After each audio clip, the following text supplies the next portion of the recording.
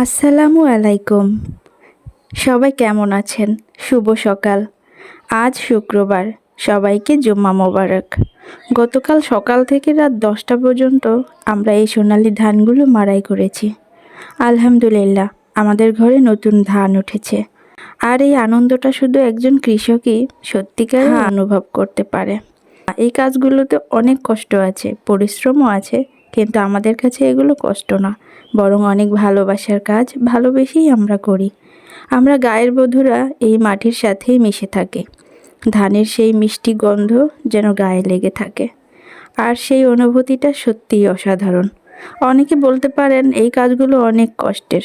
না ভাই, আমাদের কাছে এগুলো কষ্ট না।